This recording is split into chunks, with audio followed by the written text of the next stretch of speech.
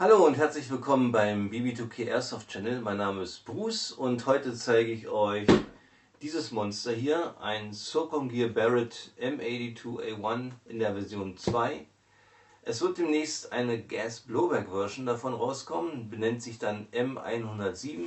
Hier oben kann man schon mal ein kleines Video sehen, wie schön sich das Ding bewegt, mit Hülsenauswurf, alles ganz schnieke. Und ich habe mir gedacht, bevor dieses Baby hier in Rente geht, zeige ich euch nochmal, was die elektrische Version drauf hat. Ich wünsche euch dabei viel Spaß und vergesst nicht, die Untertitel einzuschalten, damit die, die nicht Deutsch verstehen, auch wissen, was ich hier die ganze Zeit quatsche. Viel Spaß!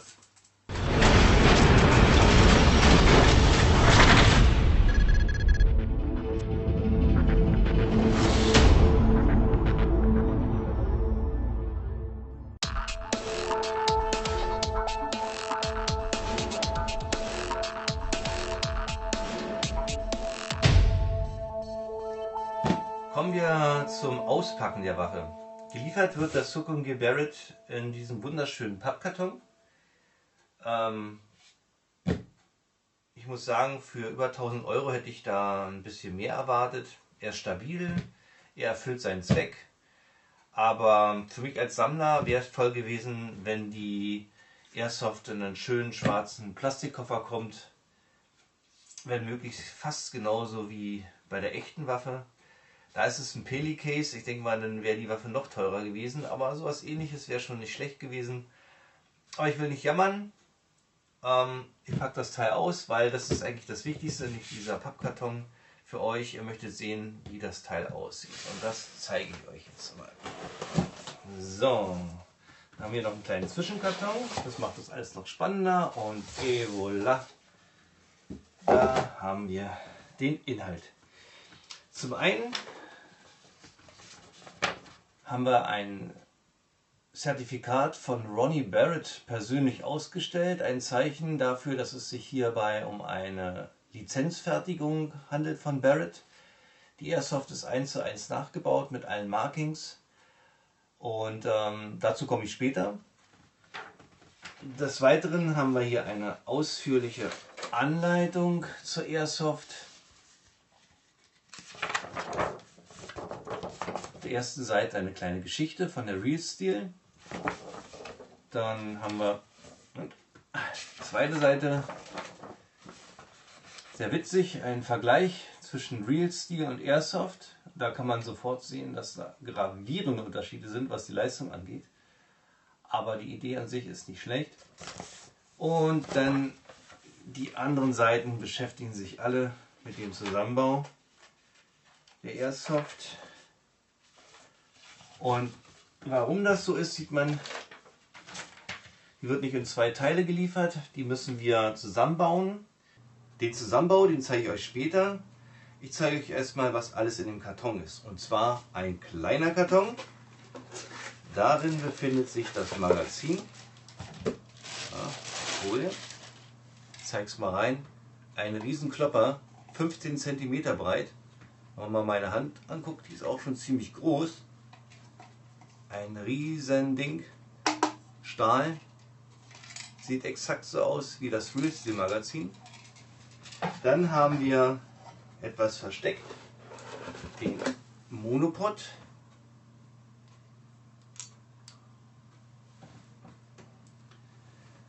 Den oberen Teil des Barretts und den unteren Teil des Barretts. Das müssen wir jetzt zusammenbauen. Dazu packe ich erstmal alles aus dem Karton aus und bereite schon mal alles vor. So sieht das Baby im ausgepackten Zustand aus. Es hat nicht zusammengebaut eine Länge von 96 cm. Ich habe jetzt im Vergleich mal eine Airsoft HK417. So kann man sich ungefähr vorstellen, was 96 cm sind. Da ich gerade das Magazin sehe, zeige es mal rein. Also ich fand das 417er Magazin schon ziemlich gigantisch, aber wenn ich das jetzt mit dem Barrett Magazin vergleiche, es verschwindet da richtig drin.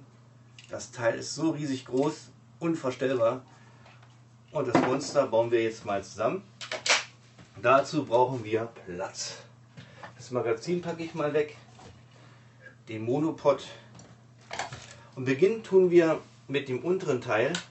Dazu muss das Bipod ausgefahren werden in voller Länge. Und das stellen wir hier auf. Dann kommt der Monopod ins Spiel. Der wird hier reingeschraubt. Und der Monopod eingeführt und wieder zugeschraubt. Und so. Weil ich hier gerade an der Stelle bin, zeige ich euch nochmal das Innenleben von dem Barrett. Ich zeige es mal ein bisschen. Also eine richtig hohle Gans, nicht viel drin.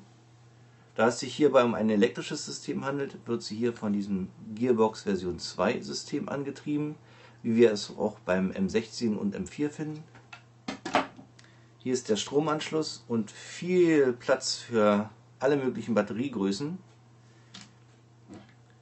Ich zeige euch jetzt nochmal den Schlitten. Der Schlitten ist eigentlich nichts mehr als eine Blende. Ziemlich dünn gehalten. Ich zeige es mal rein. Aber erfüllt auf jeden Fall seinen Zweck. Machen wir nun weiter mit dem Zusammenbau. Als zweites müssen wir die Sicherungsstifte entfernen. Einmal hier und einmal hier.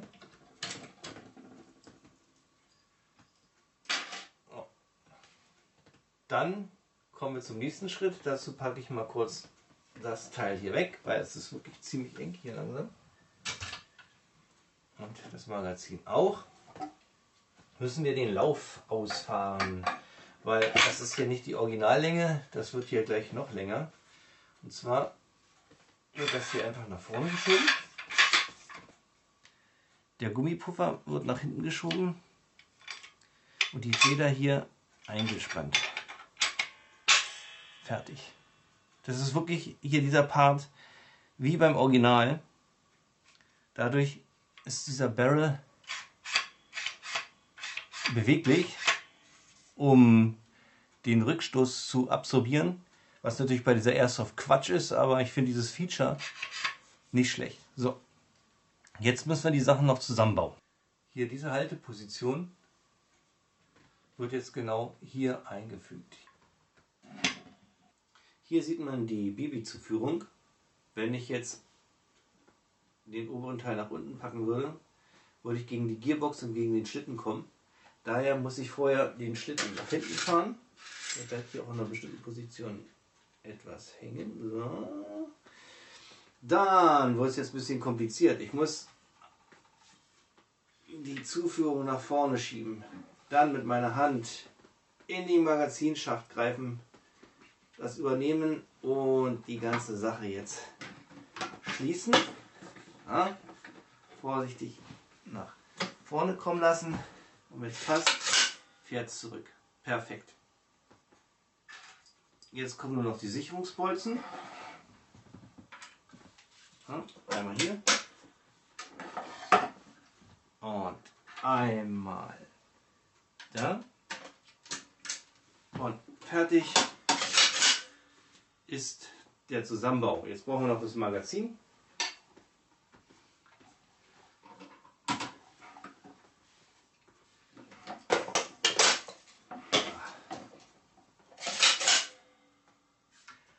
Ja, so sieht die Sokon Gear Barrett im zusammengeschraubten Zustand aus. 1,45 Meter, 9 Kilo schwer und das Gewicht kommt von vielen Metallteilen. Also eigentlich die Waffe besteht komplett aus Metall, außer einigen Kunststoffteilen, so wie sie auch bei der Real Steel zu finden sind. Einmal hier der Gummigriff, der Handgriff ist aus Plastik, Monopod Gummi, der Stopper. Hier hinten die Plate aus Gummi, der Griff ist aus Gummi. Alles andere ist Metall. Und ich zeige euch jetzt mal, wie viele Stahlteile hier verbaut sind. Also ich würde schätzen, fast 80% Stahl ist hier bestimmt dabei. Hier mein Magnet wird es euch zeigen. Der Upper komplett aus Stahl. Hier das kleine Ding ist auch aus Stahl. Schlitten, Stahl. Der Handgriff komplett aus Stahl. Der untere Teil ist aus Stahl. Der Monopod aus Stahl. Der Bipod auch aus Stahl. Die Railschiene ist nicht aus Stahl, die ist aus Aluminium. Der Barrel ist auch nicht aus Stahl, sondern aus Aluminium. Der Flashhider ist auch nicht aus Stahl. So, was fehlt hier eigentlich? Was fehlt, ist ein Scope. Das ist nicht Lieferumfang der Waffe, aber hat mich jetzt soweit nicht gestört, weil wäre nur noch teurer geworden und man kann sich dann wenigstens auch einen Scope kaufen, was man auch wirklich drauf haben möchte und wird nicht gezwungen, da einen Scope mitzunehmen, was man vielleicht überhaupt gar nicht gut findet. So, ich gehe jetzt mal auf die Markings von dieser Waffe ein. Auf dem Magazinschacht finden wir folgende Markings. Einmal hier die englische Warnmeldung Before Handling Rifle Read Manual von Barrett, so wie es auch beim Original zu finden ist. Dann haben wir hier die Kaliberangabe 50, Modell 82A1, die Seriennummer 20557 und die Patentnummer. Am Sicherungshebel befindet sich der Schriftzug Safe. Der Sicherungshebel hat 3 Positionen, Safe, Semi- und Vollautomatik. Da wir hier in Deutschland sind, ist das Vollautomatik kastriert worden, sodass wir nur Semi haben, was aber in diesem Fall nicht schlimm ist, da es sich hierbei um ein Snipergewehr handelt und die Real Steel so und so nur Semi schießt, ist das also alles vollkommen korrekt. Auf der anderen Seite sieht man dazu passend den Selector, was man gewählt hat, Fire oder Safe. Leider funktioniert das nicht, wenn ich jetzt hier hinten drehe. Es bleibt so, wie es ist, nichts. Das sind soweit alle Markings, die sich auf der Waffe befinden, wie beim Original. Bei der ist jetzt hier noch das F dabei für den deutschen Markt. Und ja, achso, weil wir hier die Waffe gerade so haben, ich kann euch noch mal zeigen, hier den beweglichen Barrel, also wie beim Original, um den Rückstoß etwas zu mindern. Also wirklich sehr witzig. Aber ich denke mal, jetzt ist es Zeit für ein Chrono, um zu gucken, was das Ding drauf hat. Laut Herstellerangabe sind es 1,25 Joule. Ich bin gespannt, ob ich das auch erreiche. Geschossen wird mit 0,3 BBs von Airsoft Jurigan. 1,25 Joule sind angegeben. Ich bin etwas drüber gekommen mit einem Durchschnitt von 1,3 Joule und das ist bei 0,3 BBs schon ein sehr guter Wert. Schauen wir uns das Magazin nochmal genauer an. Es ist ebenfalls aus Stahl gefertigt und beinhaltet ein ganz normales M16 Magazin. Hier ist die Klappe, hier kommen bis zu 190 BBs rein. Hier hinten ist eine kleine Aussparung, da kann man immer mal wieder nachspannen. Das Magazin lässt sich auch tauschen, wenn man möchte. Aber was ich ganz besonders finde, ist, dass es sich hierbei um ein Real Steel Magazin handelt, welches einfach nur umgebaut worden ist, dass es ein Airsoft Magazin fassen kann. Ich komme daher darauf, da ich hier eine Deko-Patrone habe, im Kaliber 50 BMG. Ich halte es mal kurz in die Kamera. Ein Riesengeschoss. Diese passt hier wunderbar rein. Hier guckt nichts raus. Es scheint also wirklich alles original zu sein. Und letztendlich, der letzte Beweis, dass es passt, ich habe hier ein weiteres Magazin. Und das ist ein Real Steel Magazin. Ich halte das mal rein. Das sieht also ein bisschen anders aus. Das ist also wirklich ein echtes Magazin von einem Barrett M82A1. Jetzt halten wir mal die gegeneinander. Und wenn man so guckt, sieht also wirklich alles gleich aus. Das echte hat natürlich keine Aussparung. So. Und jetzt wollen wir mal gucken, ob das Magazin, das Real Steel Magazin, in die Airsoft-Variante passt. Hier ist das Originalmagazin. Das Airsoft-Magazin raus, das ist das Airsoft-Magazin. Und jetzt das Real Steel.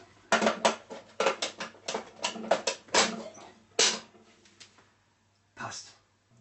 Ich würde sagen, jetzt ist Rock'n'Roll Zeit. Ich habe einen Scope montiert. Wir gehen jetzt auf 25 Meter und wollen schauen, was das Baby so drauf hat.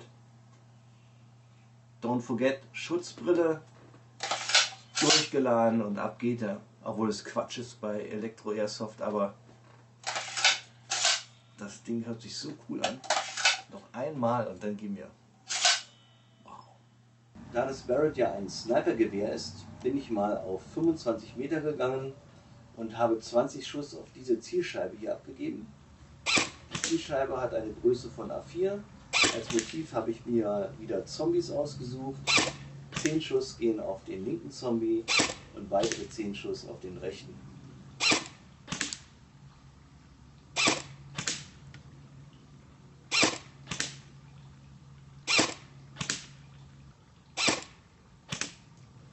Wie man sehen kann, ist das Trefferbild sehr gut. Das erklärt sich zum einen dadurch, dass das Socom Gear Barrett einen Mad Bull Black Python Präzisionslauf verbaut hat. Und zum anderen hatte ich auch Glück mit dem Wetter, denn ich hatte so gut wie gar keinen Wind an diesem Tag.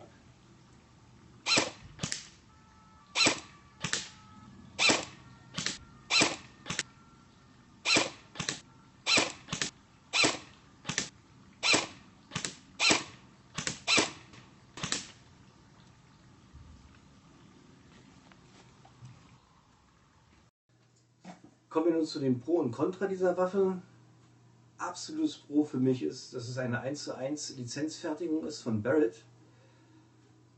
Hölle schwer, 9 Kilo, viele Stahlteile, richtig viele Stahlteile, 80%. Das, was Kunststoff ist, ist bei der Reels hier auch Kunststoff. Und ein paar Aluminiumelemente wie der Lauf und die Railschiene. Das Magazin 1:1, ich habe euch gezeigt, man kann ein Originalmagazin einführen ohne Probleme. Ein Wahnsinnsnachbau. Man kann den Lauf bewegen. Man kann die Waffe wie im Original auseinandernehmen. Herrlich. Und ja, kommen wir jetzt zu den Kritikpunkten. Es sind ein paar. Und zwar, was mich ein bisschen stört, ist hier der wackelige Griff. Da scheint es so, als ob die Gearbox nicht richtig montiert ist, aber das scheint systembedingt zu sein. Ich habe schon mal probiert mit der Schraube, die ein bisschen mehr zu fixieren, aber das Wackeln bleibt trotzdem. Weiterer Kritikpunkt ist der Preis. 1300 € hatte ich damals bei Cod und Seller dafür bezahlt. Obwohl man sagen muss, man kriegt eine ganze Menge Metall für dieses Geld. Die Aufbewahrung, die Originalaufbewahrung, dieser Pappkarton gefällt mir eigentlich auch nicht so. Hätte ich mir für den Preis auch was Schöneres vorgestellt, wie so einen schönen Koffer. Und letzter Kritikpunkt ist eine elektrische Airsoft. Ich hätte mir gewünscht, dass es gasbetrieben ist. Aber der Wunsch geht ja bald in Erfüllung. Vor ein paar Monaten sind ja schon die ersten Videos rausgekommen von dem neuen Socom Gear Barrett, sozusagen Version 3, und zwar das M107 Gas Blowback Airsoft Rifle. Und da wird sogar ein weiterer Kritikpunkt ausgemerzt, und zwar wird er sogar noch in einen schönen Plastikkoffer geliefert. Also ich bin schon ganz schön heiß drauf, zumal dieses System sehr beeindruckend ist. Und zwar wird eine Kaliber 50 Hülse mit CO2 gefüllt. Hier das Geschoss kann man sich mal wegdenken, und dann kommt hier ein 8 mm Bibi rein. Und das Ganze kommt ein ganz normales Magazin rein, und nur mit der Kraft von dieser CO2-Füllung wird das Geschoss vorangetrieben und dieser lange Schlitten nach hinten gefahren und die Hülse wird ausgeworfen. Ich zeige es euch mal hier oben nochmal. Absoluter Wahnsinn, ich freue mich da richtig drauf. Der Preis ist auch ungefähr schon bekannt, kam jetzt erst vor ein paar Tagen raus, wird auch so bei 1200 US-Dollar liegen. Nicht für uns, ich denke mal, wird auch wieder Kotte sein, der das Ding importiert, und der Preis wird utopisch, aber mal gucken. Vielleicht mache ich ein Review von der alten mit der neuen zusammen. Ich bin gespannt. Ich hoffe jedenfalls, dass es euch gefallen hat. Mein erstes Review mal komplett durchgesprochen. Auf Wunsch vieler hier im Netz, die sich gewundert haben, warum die immer nur meinen Ticken von der Uhr hören und mich gar nicht. Ja. Meine Lampe hat sich gerade verabschiedet, ist ein bisschen dunkler geworden. Also hat es eigentlich ganz gut geklappt. Die Batterie ist alle, mein Review ist fertig. Also passender kann es gar nicht sein. bleibt mir eigentlich nur noch übrig, euch ein wunderschönes Wochenende zu wünschen, mich nochmal zu bedanken, dass ihr zugeschaut habt und ich hoffe, dass wir uns beim nächsten Review wiedersehen. Schönen Advent, macht's gut.